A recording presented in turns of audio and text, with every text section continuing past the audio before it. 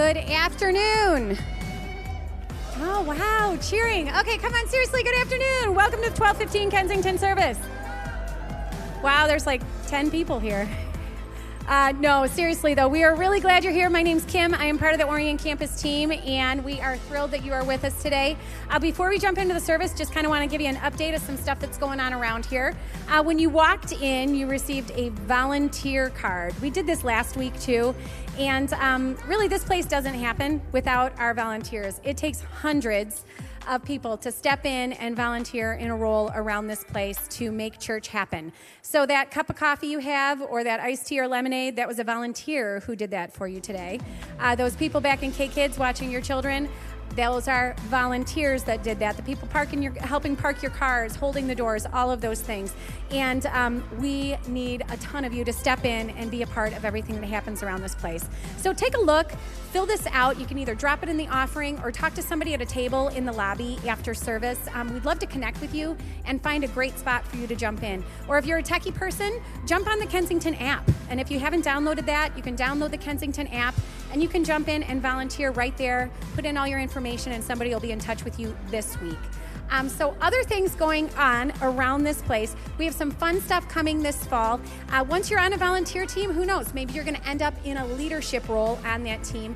And for all of you that are in leadership around this place, we have what's called our leadership gathering that is taking place right here at Orion campus. It's going to be on September 15th, which is a Friday evening. We'll gather here from 6 to 9 for a time of community worship and teaching. We have some amazing people coming in to speak at this event. We have Pastor Chris Brooks, who's coming to us from Evangel Ministries in Detroit, as well as Brian Tome, who is the lead pastor down at Crossroads Church in Cincinnati, as well as our amazing Kensington leadership around here. Amazing, right there from Dave's mouth, amazing Kensington leadership. Anyway, but whatever you're leading around this place, it could be a small group, it could be a volunteer team, or maybe you're leading your family. Everybody is leading someone, and we'd love for you to jump in, be a part of that night. The theme for our leadership gathering this time is called Ignite. So come, get ignited, find out what leadership and ministry looks like, and we'd love for you to be a part of that. Couple other things happening. School partners. Any kids in the congregation looking forward to heading back to school?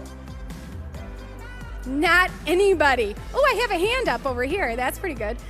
What about parents that are happy their kids are heading back to school? Nice. Now it's all coming out. But we have some great stuff as we head into fall, and we're partnering with our school partners in Pontiac. Couple things that you can help them out with this fall as we jump into fall. School supplies. We are really partnering with our teachers this year more than anything, and they have some key school supplies that they are looking for. Pocket folders, single subject notebooks, crayons, colored pencils. They're all in your program, and we have collection bins in the lobby. So if you can do that, if that's something you can fit in your budget this year, we would love to have you jump in and do that. Another opportunity that we're super pumped about is worship at the Strand. The Strand Theater is an amazing theater that is in downtown Pontiac, and that is going to happen on September 20th. It's going to be our Kensington worship team partnering with some other folks from Pontiac to bring you a night of worship, and that entire night is going to benefit our school partners. So it is a ticketed event. Again, you can get right on the app right now, download your tickets. Dave said earlier we're allowed to download tickets during his message. He said that's totally fine. Do it. But yeah, we would just love to pack that place out. And all of the proceeds, again, for that event are going to go to benefit our school partners as we head into fall. So we're super glad you're here. Stand up, say hi to somebody that you truly don't know. Can't be the person next to you. And we're going to dive into our day. Thanks so much.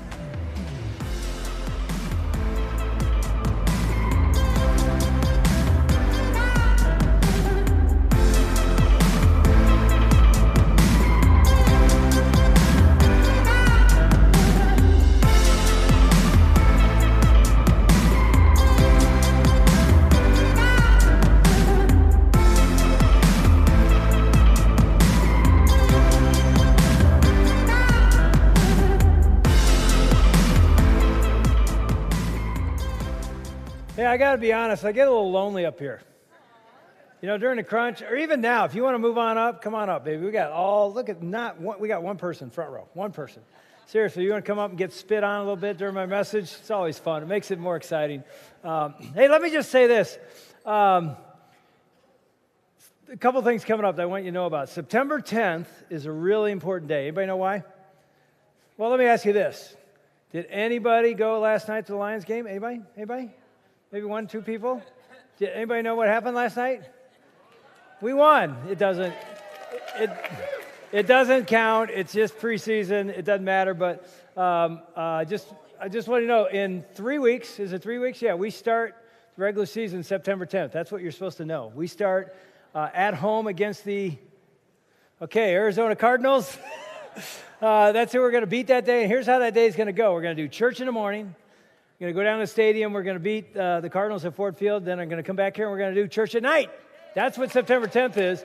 We are having our first ever in the history of Kensington. We've never had a Sunday night service. We are starting one at Orion that night, September 10th, 6 o'clock. You want to be here. And you can come twice that day if you want, or you can sleep in and just come to the evening service and bring somebody. It's another option for people to come check us out. Again, it'll be like a victory party because it'll be the end of the game. We'll come back here and have a great time together. So do that. But also, something we're doing next Sunday night, if you would love to join us, we're going to do a night to pray over that service here the 27th. So we're just going to come here and actually walk the building together, get some vision about what we're dreaming God will do, and then we're going to pray over different sections of the building about God working in kids ministry and in the auditorium and in the parking lot, you name it. It'll be a really neat night. So that's August 27th, and you can pick up information on that in the lobby as you go out. All right, so today we're in the second of 3 weeks of a series, as you see behind me, called Biased, or it was up there. Biased is this idea we started last week that we all have different prejudices or biases towards certain things. And today is an exciting day. And next week's going to be exciting as well. Today is a bias against women leading in the church. You ever heard that bias? It's like against women in general. It's like men are better than women type deal. And that's been a predominant theme in the church for centuries. And so we want to look at that. And by the way, I'll tell you, next week we changed the series. We had something different planned. But because of Charlottesville and the race stuff that's happening, always has happened, but is at the forefront of our minds, we decided let's do next weekend on race, the racial bias that everybody seems to have, and what's God's heart on that? So today is God's heart on women. Next week's God's heart on race, and you don't want to miss it. Seriously, you don't want to miss it, and you want to bring somebody because everybody's asking that question. Please tell me what God's heart is and what the church's response should be. So that's next weekend. But I am so excited about today because predominantly in the church and even in society, women have often been viewed as less than, especially in the church, and that's never been God's heart. So what is God's heart? So I'm going to pray that God would open all of our hearts, male and female, to hear the heart of God on this topic. And then we're going to watch and listen to a song and watch a video of women that God has used to change the world. Father God, I pray that you would open our hearts, open our eyes today to truth, to your heart about how you view all people, and today especially how you view women. And I pray, God, that women would feel valued and that men would change maybe our thinking if we don't see women the way you do, that today would be a day that changes. In Jesus' name, amen. Question. All these things you've been talking about, marriage, absenteeism, personality problems, aren't they really just a part of life? Part of a woman's life, maybe. But I can remember the good old days when there were all men in my department, and we didn't have these problems.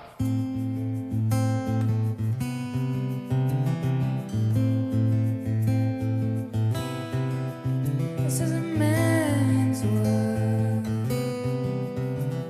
a man's world, but it wouldn't be nothing without a woman or a girl.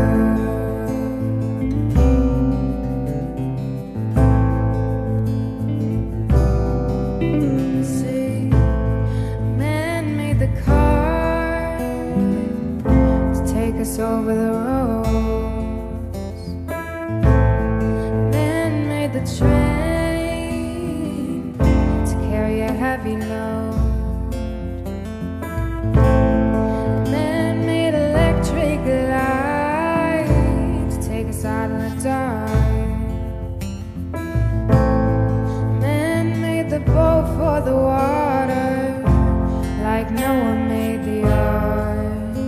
This is a man's world, a man's world,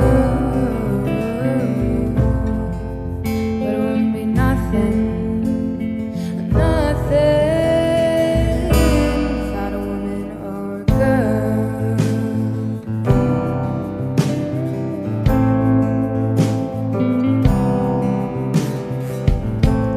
A man thinks about our little bitty baby girls and our baby boys.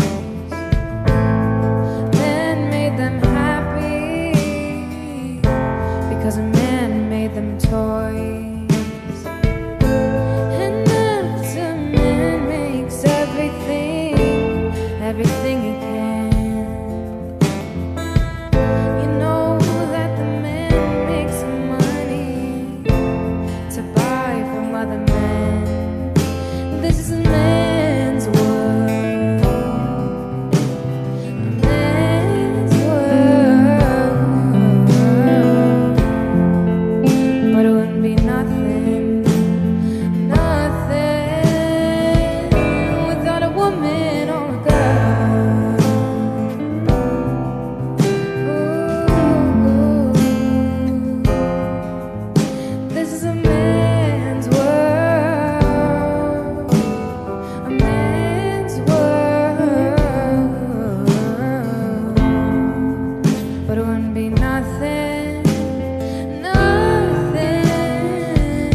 without a woman or a girl.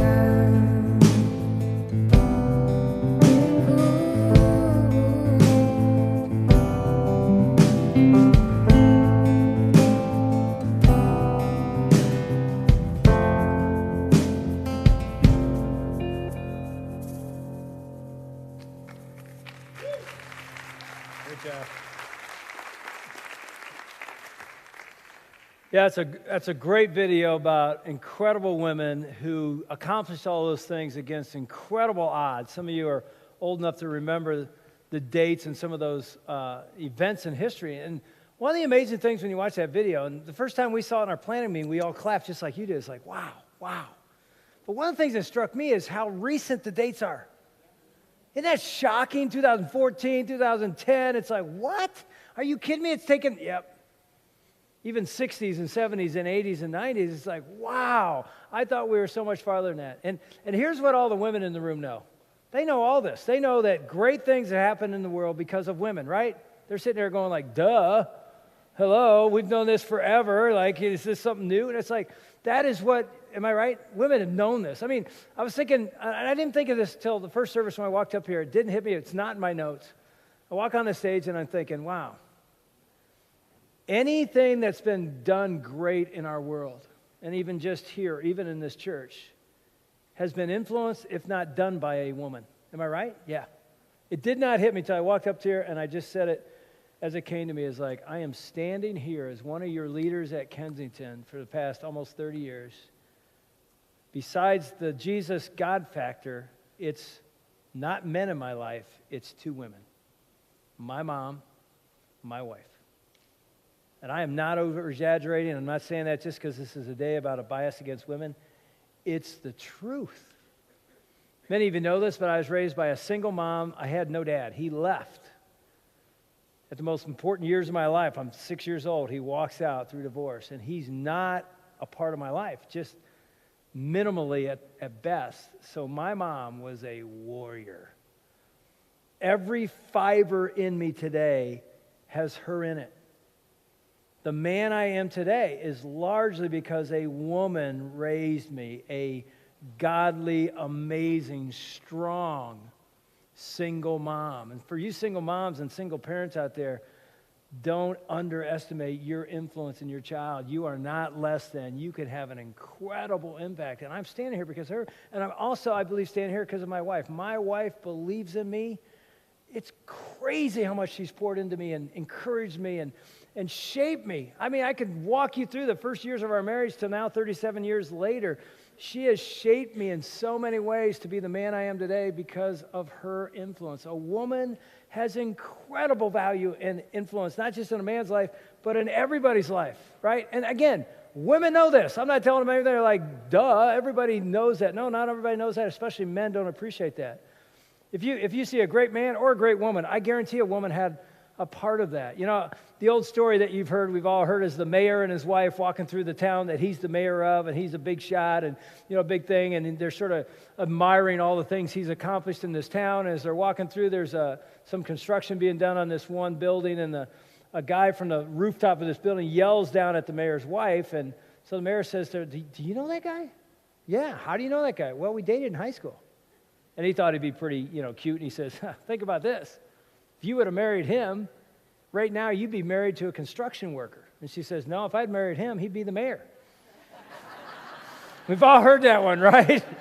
There's a lady clapping about that. That's true. I really believe there's a lot of truth to that. And that's just a joke. And there's nothing against, like, mayors are better than construction workers. That's not the point. They're all valued. But the point is, behind every great person, whether man or woman, there's a woman involved. Again, the women are going, duh, right? We know that. It's just like, that is the absolute truth. But you come to the church, and for centuries, women have been viewed as less than. They can't lead, they can't teach, they can't have authority.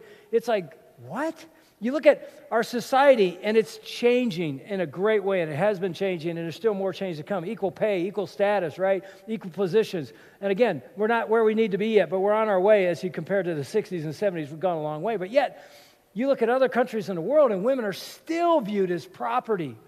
In Nepal, where we have a ministry, women are trafficked, as well as here in the United States. You go to China and Saudi Arabia, and there's places that women are nothing but servants. In fact, there's still countries in the world where if you have a baby girl, you can dispose of her because she wasn't a baby boy.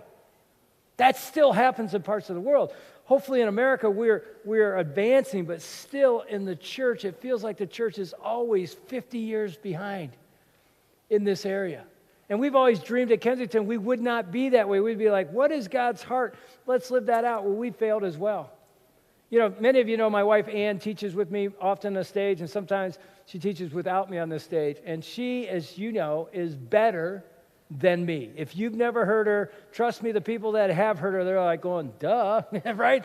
She is. I was at a wedding reception a couple weeks ago, and we're sitting with a couple that used to be here, and now they're at the Shelby campus because they live in Shelby, and we started a campus right by their house, so they're there. And she was talking, she goes, I just got to tell you, Dave, honestly, I don't want to hurt your feelings, but when I'd be at Orion and you walk on the stage to do the sermon, I'd be like, oh, I'm glad Dave's preaching today. But when Ann walked on the stage and you weren't there, I was like, jackpot! I'm like, really? She goes, it's not just because she's a woman. She's really good. Actually, Dave, she's better than you. And I'm like, that doesn't hurt my feelings at all. It's true. She's got this amazing gift. But here's what you don't know about Ann. And she was sitting there in the front row, first service. Here's what you don't know about Ann. The first time she ever taught at Kensington was the year we started, 1990. We were actually at Troy High School, which means we're 7 or 8 months in because we started in middle school. We outgrew it within 6 months, and so we had to rent Troy High School auditorium. And I remember it was there, and she was going to teach, and she was really nervous. Not just because she didn't think she was good enough, although she had that in there as well, but because she grew up in a church where women weren't allowed to teach men. And they said it's like in the Bible, and I've read those passages, and I've studied them, and they really misinterpret them. It's a culture thing in that culture. But anyway, so she had that in her as well. So I knew it. Even as she was walking on stage, I was feeling butterflies for her because I knew what she felt. And here's how it went. This is unbelievable how it went. First time ever. She's walking on the stage, and I can see her face. I know that face when your wife, your husband, or you see that nervous face, and she's so nervous. And back then, there was no digital, so you had your notes on a piece of paper, and she put her papers there, and she went to pull the music stand up, which we just used the music stand from the school, right? It wasn't connected. It came off. All her notes fell on the floor.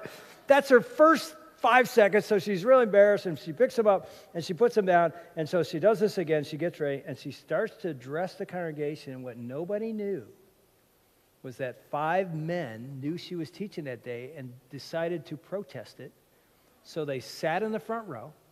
And the second she said, hi, they got up very visibly on purpose, put their chest like this, and they walked out of the church, straight through the middle aisle so everybody there could see it. That's what she started with. There it was. And she looked over at me like, why are you making me do, It was like, that's exactly what I knew the church thinks of a woman speaking at church. Kensington, 1990. 2 years later, and by the way, from day one, people were coming up to me and everybody going, you make sure you get her up there. She was gifted by God to do that. Men came to Christ. Women came to Christ. It wasn't just a woman thing. It was just amazing. 2 years later, she's speaking again. And she regularly started to teach a little bit. And by the way, it's not an easy thing. We had three little boys at the time. It was a hard thing to carry that as well. And I'll never forget, she told me, after that first service, a woman came up to me that I didn't know, and she looked me right in the eye after the service, and she said, Satan was glorified today by you teaching in church. And she turned and walked out. Oh, yeah, so you're really up with the times, Kensington, aren't you? It's like, wow, that's right here. So, anytime you have those kind of biases, is that correct? Or is that wrong? What do you do? What do you always do? At church, what do we believe? The Word of God is the truth. So you go back to the Word of God and say, okay, God, what is your heart on women? What is your heart on women leading in the church? Show me. And so, honestly, I've said this 1,000 times here in almost 30 years. I've said this. Everything you need to know about life is found in the Garden of Eden. It's all there. And so the first thing you want to do is go back to the creation and say, okay, what was God's original design, original intent? So you go to the book of beginnings. It's called Genesis, means beginnings. And you look at the creation of the world, creation of the first man, the first woman.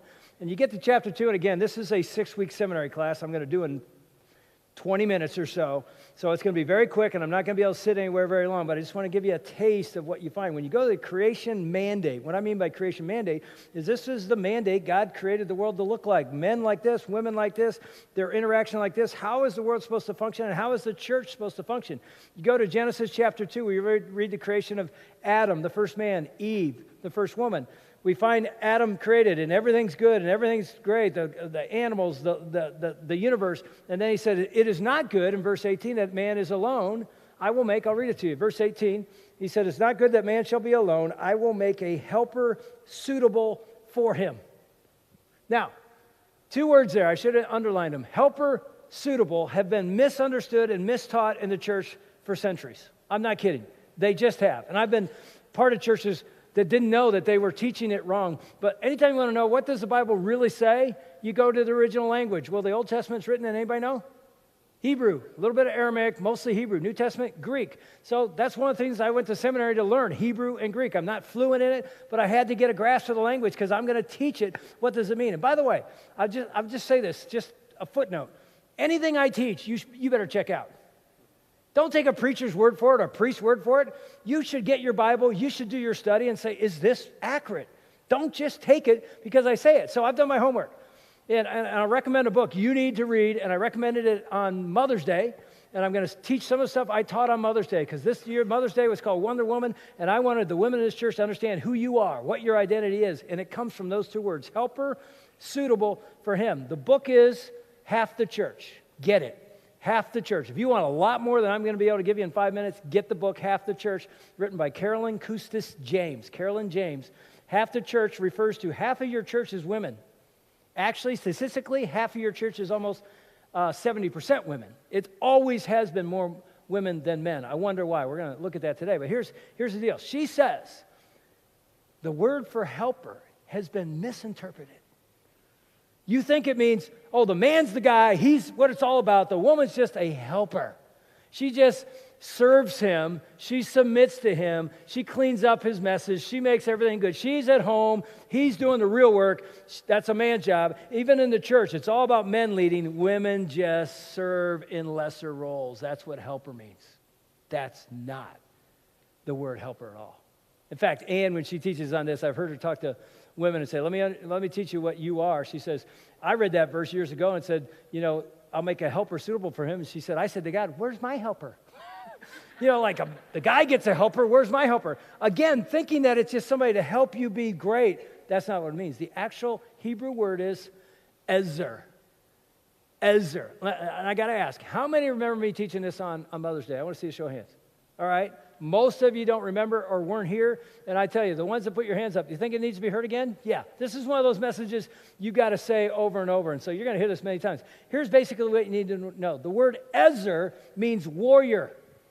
It's a military term. It's often used for God, as the Ezer of Israel, the helper of Israel, the military warrior counterpart. Now, we got to understand all that. There's so much latent in there. It's like, why would the man need a warrior beside him? Because he's in a war. We don't even read Genesis that way. It's like, oh, it's a cute little couple in a beautiful garden. No, it's a cute little couple in a war because Satan's already in that garden. And there was a battle for the soul already happening the second they were birthed into life. And so there's a man that's called to fight in that battle, but the woman is called to be a partner beside him. So the word Ezer means warrior counterpart. And then the word suitable, helper suitable for him, the word is kenegdo in the Hebrew. You don't need to remember these, Ezer, kenegdo, but I love the words because kenegdo means equal partner. So you put those two together, and God is saying, you want to know what women are? They are equal warriors with men. There isn't like a warrior man and a helper beside him that carries his weapons. No. He says, here's what you got to understand. Here's the man, here's the woman. Here's the man, here's the woman. In fact, you get really deep into it is, what are they supposed to be and do? They're image bearers of the image of God. Animals aren't, men and women are. So what God's really saying is, a man by himself cannot properly reflect my image. A woman by herself cannot properly reflect my image. It requires both male and female. And by the way, you know this, men and women are completely different. You ever notice that? I heard 8 out of 10 times you can tell that physically, but I'm talking about psychologically. That was a joke. Anyway, it's like we're wired differently. It's like that beautiful thing coming together, male and female, warrior, equal. That's a picture to the world of what God looks like. Let me read you a couple quotes from Carolyn's book, Half the Church, about what she says this. She goes, talking about kenegdo, she says, one searches in vain for patriarchy in these first 2 chapters of Genesis. There is no hierarchy. There is no male authority over the female. There is not a hint that Adam makes the final decision or that he is the spiritual leader who rules over the female or that masculinity alone adequately describes the mission of God. Isn't that interesting? She goes, God's image shines brightest on earth and beams back to heaven the clearest reflection of himself when his male and female image bearers join forces to align themselves with him and serve him together. This is a potent, unstoppable, key kingdom strategy. Do you see what's going on here? I mean, it's it's so important. It's like, what was God's original intent for male and female? Do you get it yet? Warriors. Equal warriors. There was never helper means less than. Helper meant just like God is a warrior for Israel, so is a woman to man, and so is a man to woman. Oh my gosh, women in this room right now who have never understood that should be going, you got to be kidding me. That's who I am? Yep. And you look in the mirror today or tomorrow, and I know you're going to look in the mirror a lot longer than I do because that's what women do. You should be looking in there going, oh my gosh, I'm looking at a warrior. Designed and created and gifted by God, just like any man who our culture has said is better than me. There's no way he's better than me. And I'm not saying that to get you angry or get you anxious. I'm saying that to give you confidence in your identity as a woman. You are a warrior, a beautiful, equal warrior to man, right?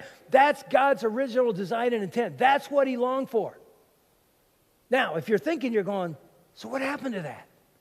1 chapter later. Again, everything you need to know is in the book of Genesis, in the garden. Genesis chapter 3, what happened?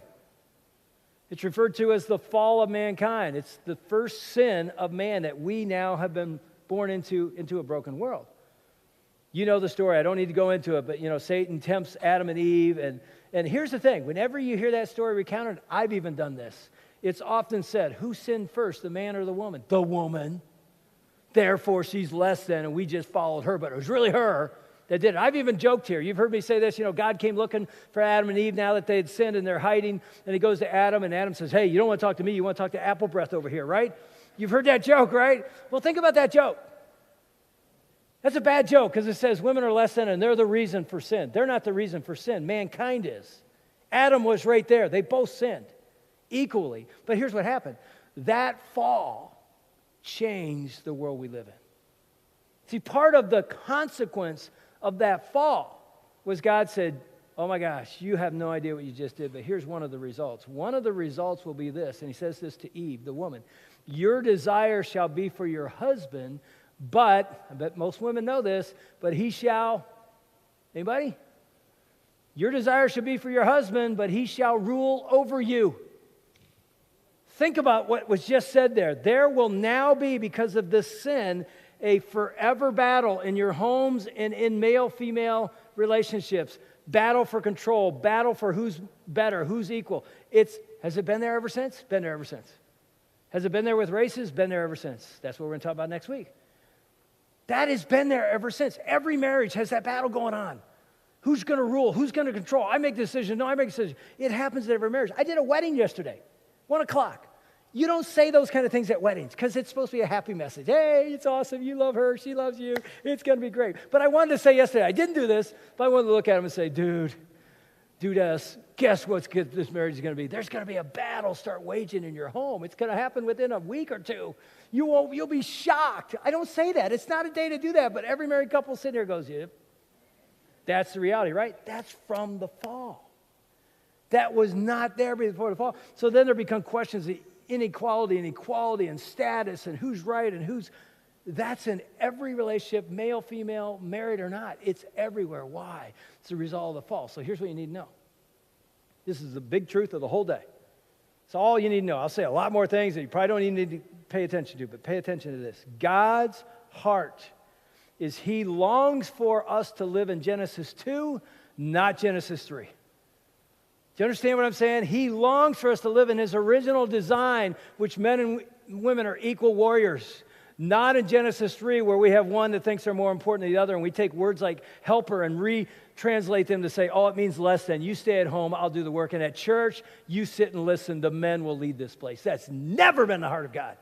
And yet it's so sick to think the church has created that, and women walk into the church and feel less than here than they may even feel out there, and it was never God's heart. God's heart is found in Genesis 2. Now, you're saying, well, but we live in Genesis 3. Yeah.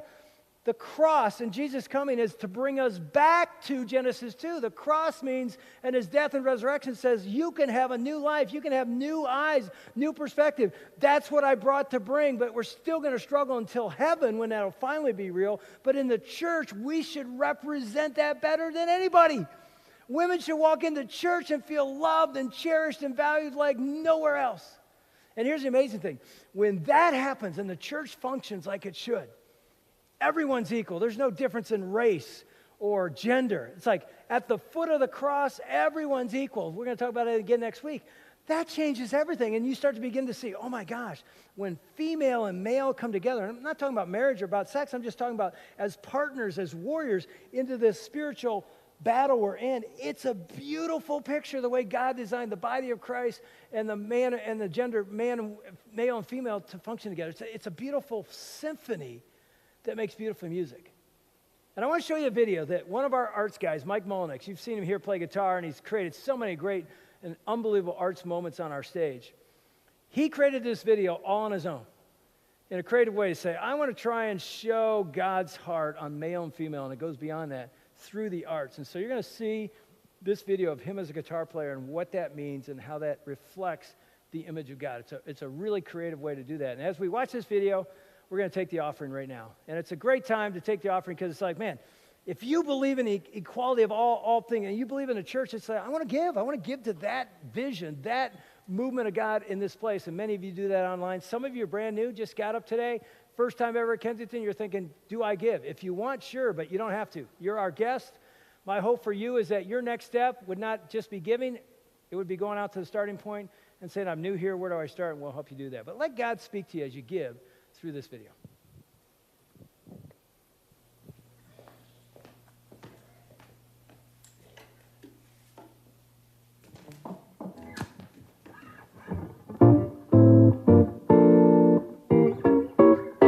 My name's Mike, and I've been making music for about 20 years. And I can remember when I was a young boy, just falling in love with sounds. I was listening to my parents' record collection, and I just loved the melodies and the harmonies and rhythms of Michael Jackson, Stevie Wonder, Earth, Wind & Fire, the Beatles, so many more. Music had such a hold on me that around middle school I decided I wanted to pursue a career in music. There was only one problem. I couldn't play an instrument. And what should I play? I had to pick the perfect instrument because learning how to master an instrument was going to take me a long time and a lot of practice. And how much would it suck if I got to the end of all this practice and found out that the instrument that I picked was lame? So in 6th grade, I started on the trombone. But it was pretty awkward as my arms weren't long enough and I could only play one note at a time. Whoa, yeah, I broke So from there, I sat down at the piano, and this thing had 88 keys on it, and it felt completely overwhelming. From there, I was onto the drums. But let's just say that this violated mom and dad's bylaws regarding the acceptable sound levels in the home. A friend of mine had a bass guitar, and while it was cool, I could still only play one note, and this thing felt more like a support instrument rather than one that would thrust me into the spotlight like I'd always dreamed. So I almost gave up until one day I was over at a friend's house and I held his electric guitar. This was different. Only 6 strings, the ability to play chords and melodies. And I thought, chicks are gonna dig guitar solos.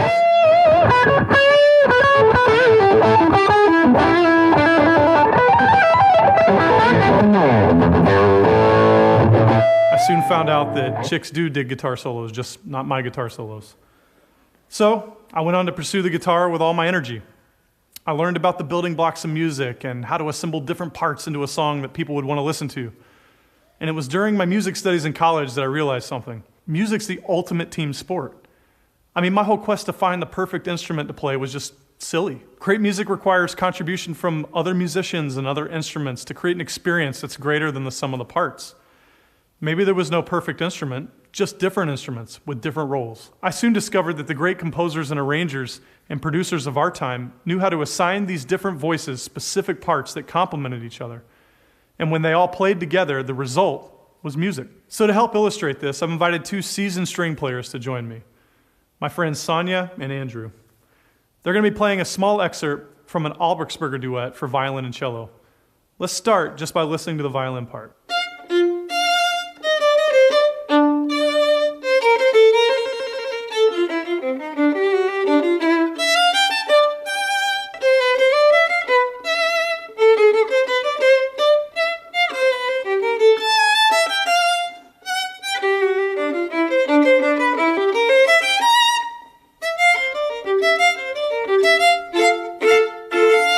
Gorgeous, isn't it? It has all the characteristics of a finished piece of music. There's melody, dynamics, and rhythm. Let's take a listen to the exact same section, but from the cello part.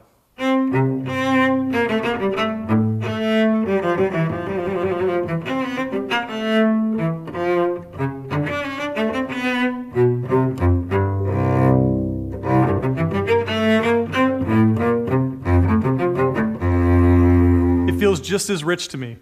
I feel like I could walk away from either one of these performances and feel completely satisfied. But let's see what happens when we invite both of these parts to be played together at the same time.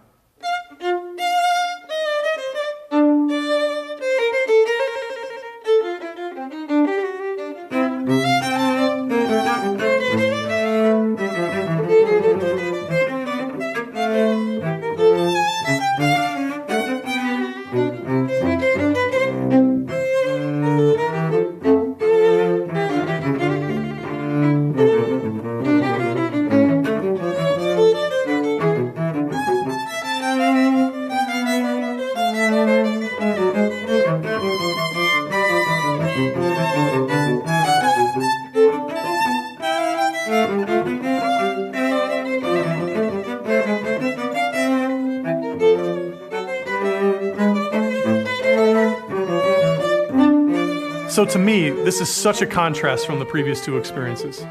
I mean, how much more rich is the music when you hear both parts playing off each other?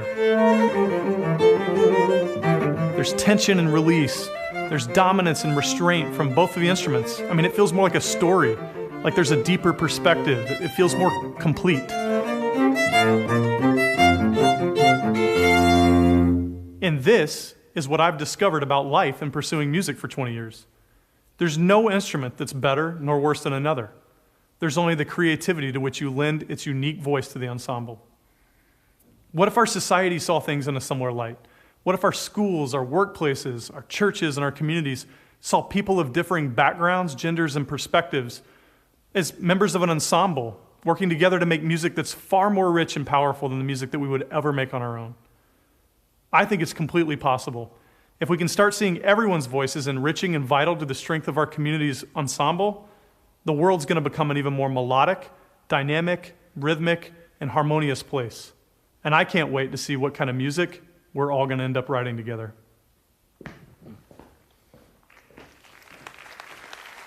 Yeah, that, well said, wasn't it? So creative. That's something you want to post and send around the internet. It's a great picture.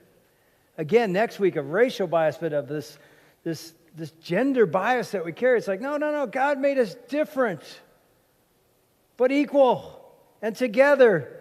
It's a beautiful music that we can make. It's a beautiful impact we can have on the world. And so it's so interesting to think, how do we end up here as a church? Because, when you go back to Genesis and you see the creation mandate that God wants us to live out of Genesis 2, not Genesis 3. And then you go into the New Testament, you say, okay, what that look like in the church? It's really an interesting study that, again, I don't have time to develop fully, but, you really want to look at one person in the New Testament. Jesus. Really two people. Then the Apostle Paul. But you look at Jesus, and you find this very interesting perspective on women. I remember back in the 80s when I was in seminary, Ann and I were in seminary, we got hooked on a show called L.A. Law. Anybody? L.A. Law? Great TV series, these lawyers in Los Angeles, and we lived in Los Angeles at the time going to school, so we felt like we were part of the show, right? And I'll never forget, there was several female lawyers, actresses in the show, and I don't remember exactly the name of the one that said this, but I read an article about her because I was following her career because I liked her work in this L.A. Law show.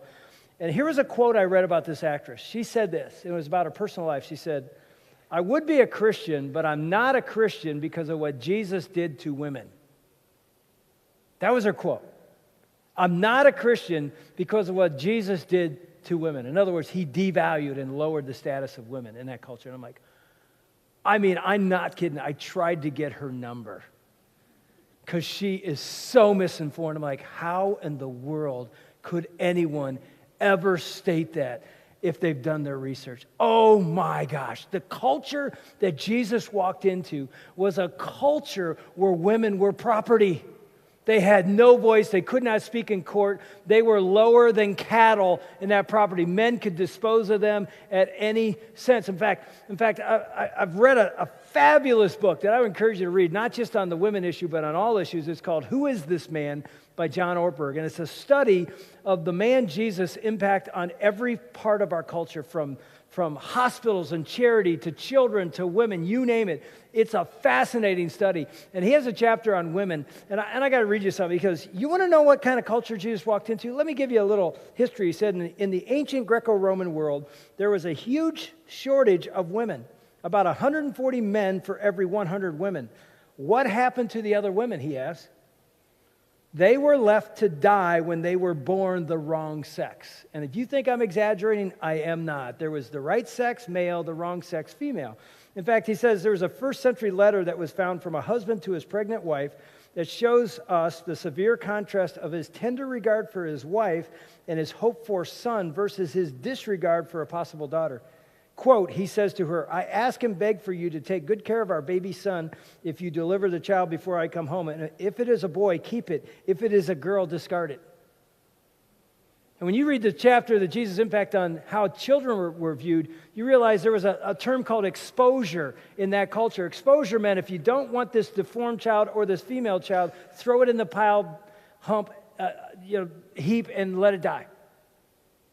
That was the way they lived. Boys, male were valued, female weren't. Jesus walks into this culture.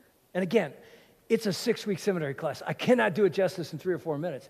But please read the text in the cultural context. He had women following him on routes with the disciples. It says the disciples followed him, and women, Mary and others.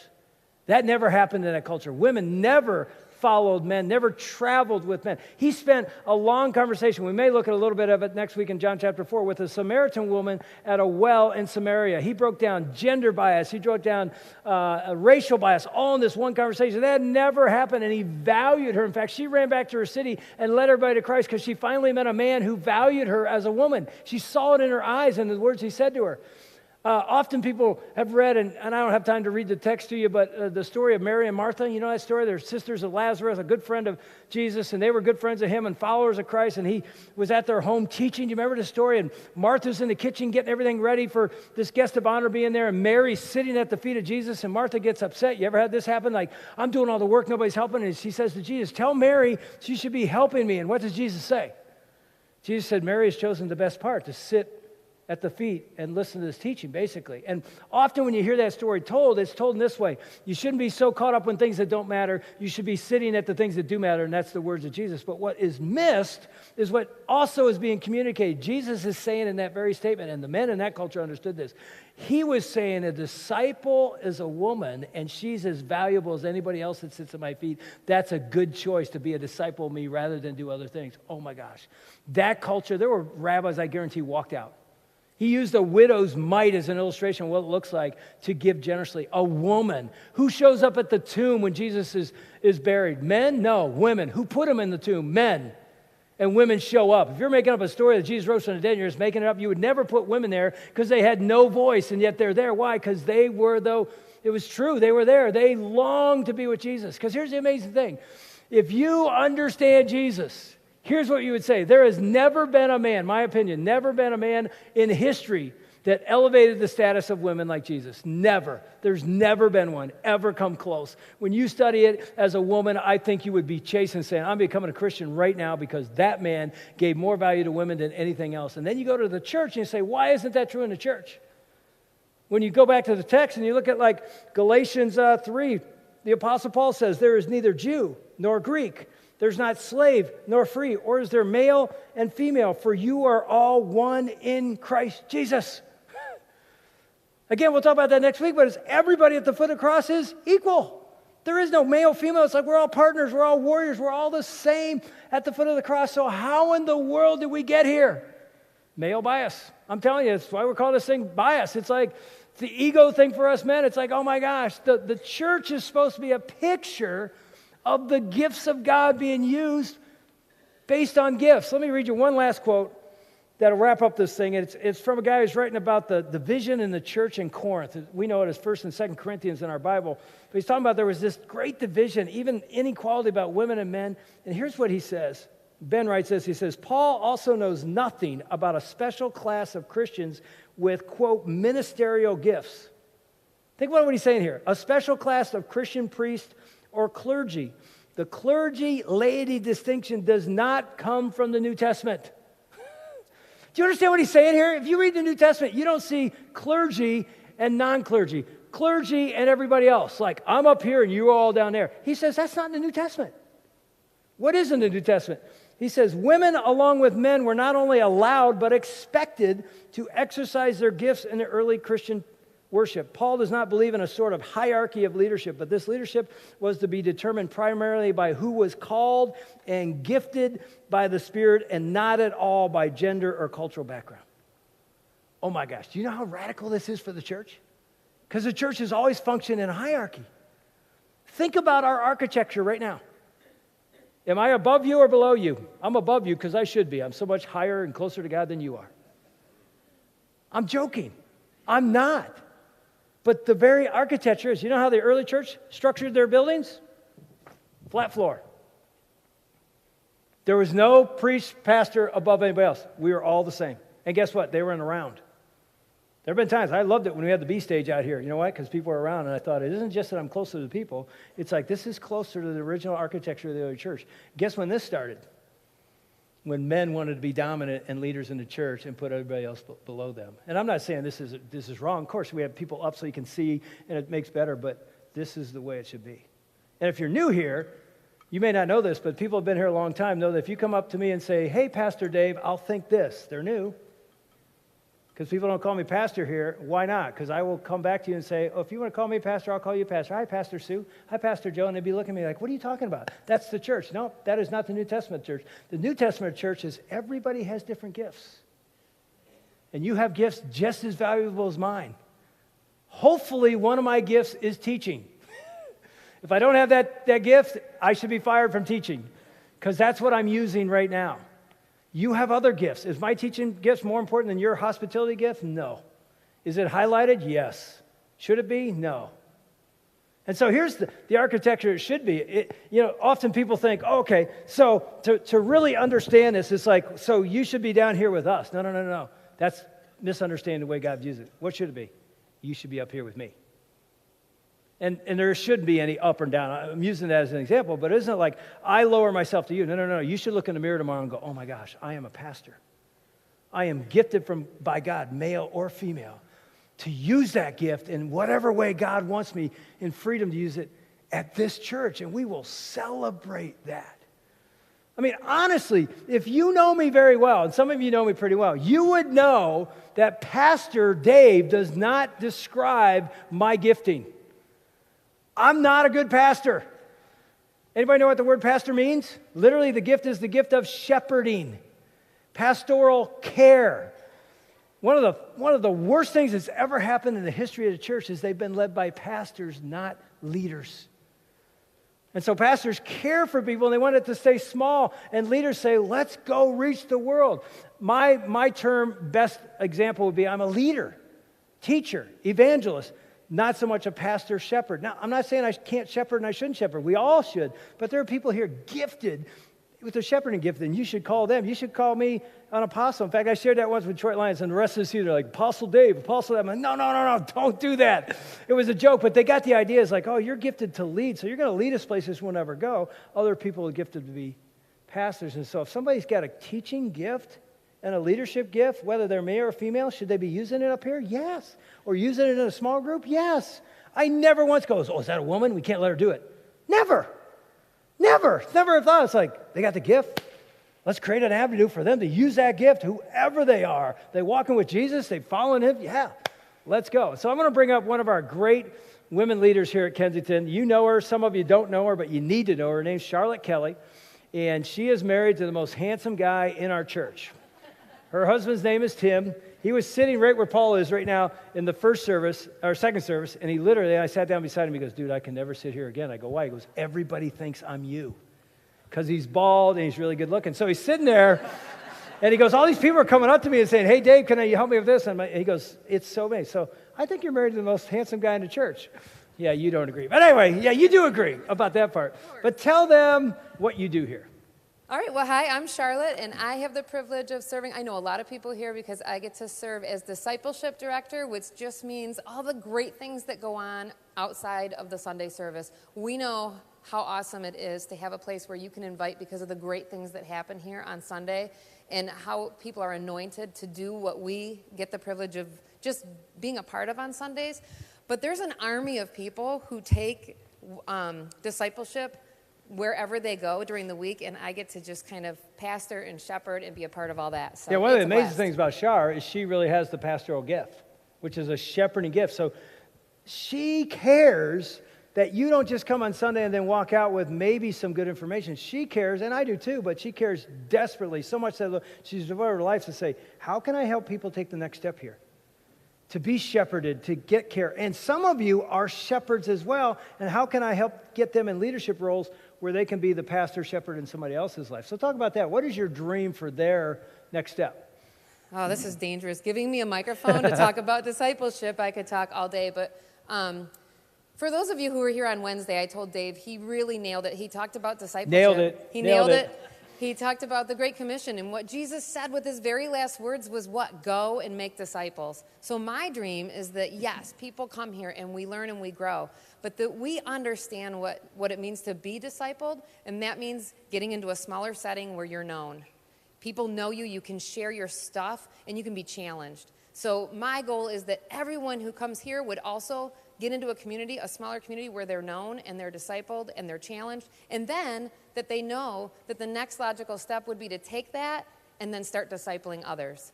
And just that you would understand what those steps look like. Just like fall, we launch a lot of groups. We have classes and groups and care groups, and that you would know, like the 2 weekends after Labor Day weekend, we will be nailing it, telling you, get in a group, give it a try. You can just try anything. We have so many things to offer. And right now, these 2 weeks leading up to that, I'm saying, if you have been someone who's received that discipling from someone else and you think, I really need to figure out how to start giving that away, come to talk to me about leading a group or helping in a class or just advice on how to walk alongside somebody that you're ready to start discipling other people, because I would love for everyone to feel like that's their role. That's your role as a member of this church. Yeah, and Shar and I know, and all of our leadership knows this, we do not evaluate the success of Kensington Church based on how a weekend service goes. That's important. But Shar does this, I do this, we all do this. We evaluate what happens after that service. Because see, you come to a service and think about what's going on here. A few people use their gifts and 90% watch. That's never God's dream for the church. His dream is that you realize you are gifted just like we are gifted in a different way, and then you go use that gift. You're nurtured in that gift. You're shepherded in that gift to get it to the best. And then at some point you turn and say, and now I'm going to become a shepherd and impact others. And now you're getting out of bed every day with a driving purpose. And that's the church, not doing church, but being the church. And that's what she thinks about every single day. And think about this. The best leaders at Kensington, especially at Orion, are not Dave Wilson and Josh Korn. They're Shar Kelly and Becky Lee. They're women leading this place. Becky Lee, our campus director's not here today. You're thinking, why wouldn't she be here? She's one of your top leaders at Orion. Because she's being a warrior in Tennessee right now with her husband Don, dropping off their daughter Grace at college. I think that's where she needs to be at this moment. But she's a warrior here. So last question for Shar, and I've asked you all day, and I hope you're being totally honest, but in terms of being a woman on leadership here at Kensington, do you feel empowered? Yeah, Dave threw these questions at me. First service, I had no idea where he was going, but no, I can honestly answer absolutely. What he's been preaching all day is really what goes on behind the scenes. It's what I get to be a part of. It's a team I'm kind of spoiled by because I've been in this community for a long time doing what I do, ministry, and everyone is encouraged. Listen to God. Who has he created you to be? I'm always challenged to say, you should be living out whatever God put in you, that identity, and building the kingdom. And I've never once felt like there was a limit to that based on whether I was a male or female. So I can honestly say that. Another high five. Right. Give her five as she give her a hand as she walks off.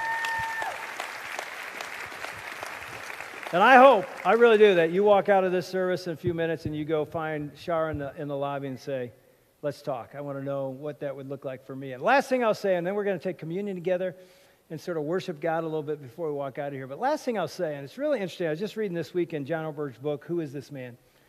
A quote from Sigmund Freud that many of you know is this, genius in the area of psychology. And, one of the things he said, which has become sort of famous because it's somewhat funny, he said, of all my years of research on the human brain and thought patterns and action patterns of people, he says, I've never figured out this question. What does a woman really want? And people laugh because they're like, yeah, I don't know either. They're so complex compared to a guy. It's like one switch, on, off. Women's like knob, knob, knob, knob. It's like, and so people laugh at that. He says, I really don't know what they want. And I'll tell you, Jesus showed us what every woman wants. He lived it. They want to feel valued. They want to feel cherished. They want to feel noticed. They want to feel loved.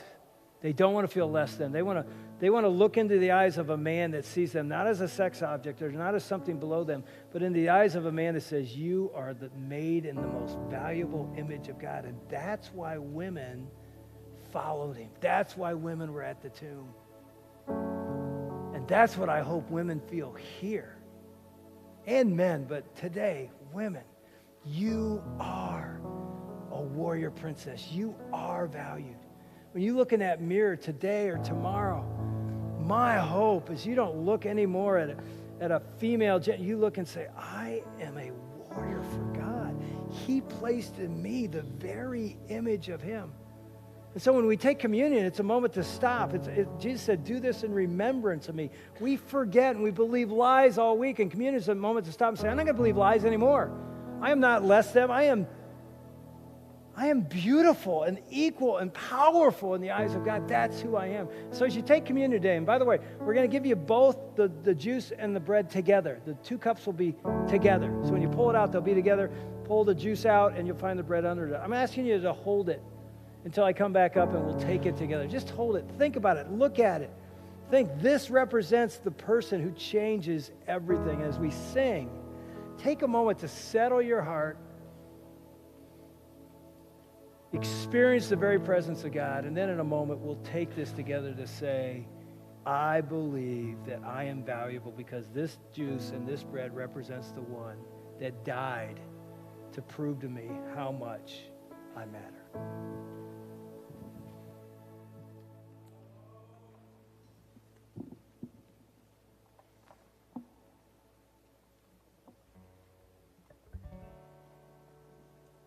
You're my constant in the chaos. You're my compass when the road is long. You're my portion, never failing. For me, only Jesus.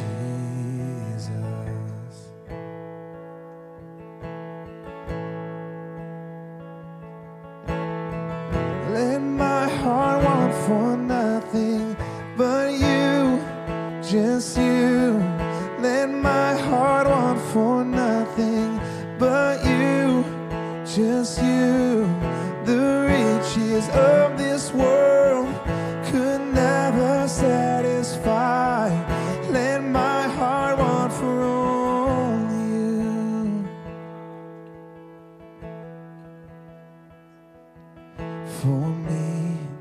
For me,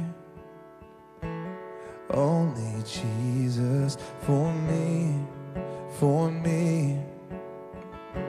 it's only Jesus. For me, it's only Jesus. For me, it's only Jesus. For me, only Jesus. For me, it's only Jesus. For me, it's only Jesus. For me,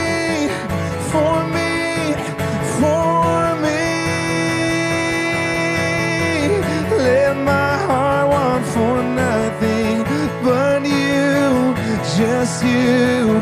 Let my heart want for nothing but you, just you. The riches of this world could never satisfy. Let my heart want for only you. Let my heart want for only you. So let my heart want for only you.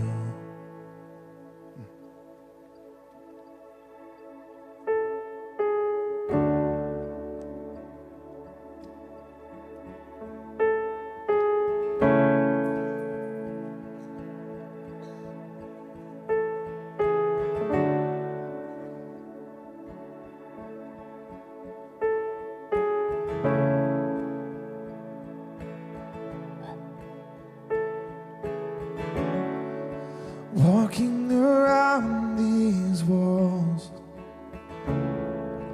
I thought by now they'd fall,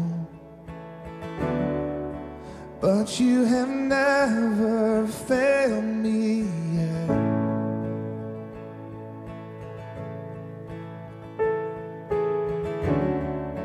Waiting for change to come, knowing the battle's won. For you have never failed me yet.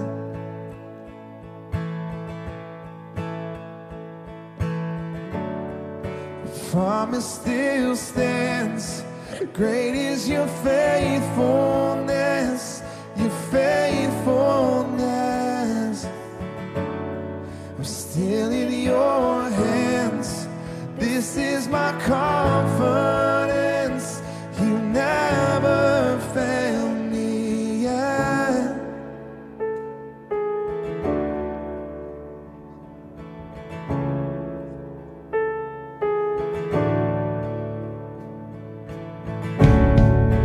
I know the night won't last.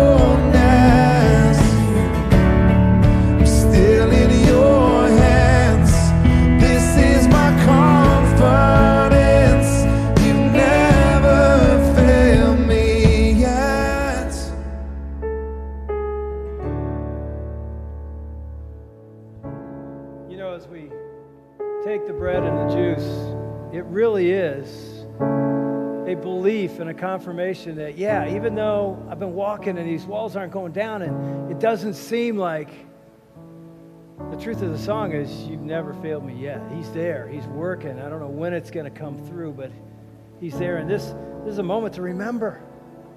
That's who he is. And so the bread's like he broke his body so that that could be true. He gave his blood so that you and I could live free and forgiven.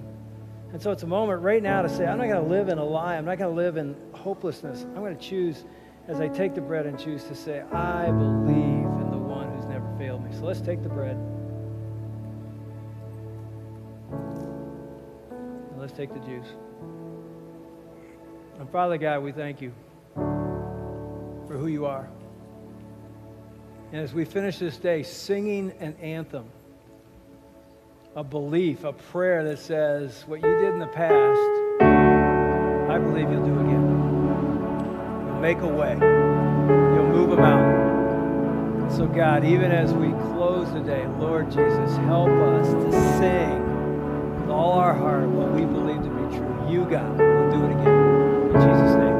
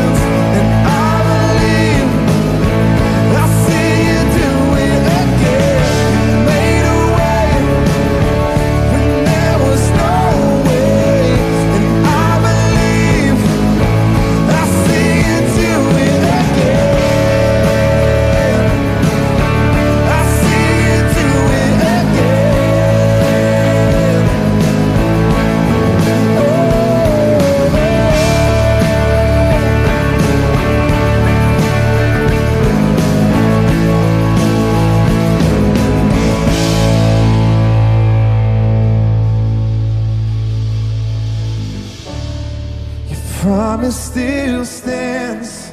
Great is your faithfulness, your faithfulness. I'm still in your hands. This is my confidence. You never failed me yet. Promise still stands. Great is your faithfulness, your faithfulness. I'm still in your hands. This is my confidence. You never failed me.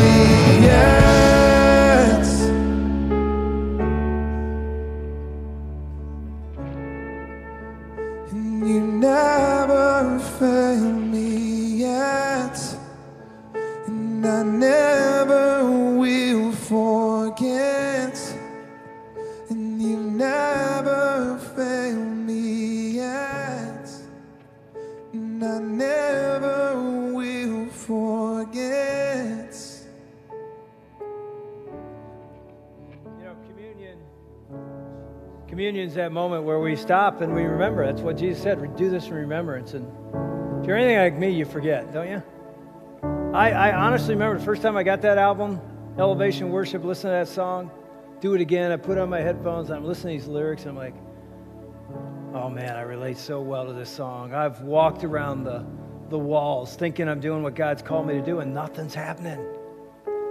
And I've lost hope. And some of you walked in today and you've lost hope. You've given up on your life, your marriage. And the song is saying, don't forget, He's there and He can do it again. He made a way in your life before, He can make a way again. He moved a mountain before, and even if He didn't do it in your life, you've seen Him do it somewhere else. Trust Him. Hold on. Right? And just such a beautiful way to end this day. It's like to view women that way. God will do an amazing work in us and through us again. And if you need hope, or if you don't want to walk out of here living a false truth or a lie, come forward right now and pray with our prayer team. Just leave it here. Leave that lie here. If you felt less than as a man or a woman, leave it here. Lift it up. Let our prayer team just take it to God, and then head out of these doors and go find the next step for you in the lobby, and then come back next week. And believe me, do not come back alone. Come back and bring somebody for a conversation on race. Everybody's wondering, what is the church's response? What is God's heart on that? And I'll tell you what, if you got nothing better to do tonight, meet me at the beach. Seriously, we're going to have 5,000 people, all of Kensington come together tonight to watch incredible life stories of this is who I was, this is who I am now. Maybe tonight's the night you're like, I need to get baptized. We'll baptize you tonight. Show up, tell us your story, bring your Speedo, let's get in the water. I'm kidding, don't bring your Speedo. Bring something much better than that. But I'll meet you there tonight. Have a great day, great night. See you next week. God bless.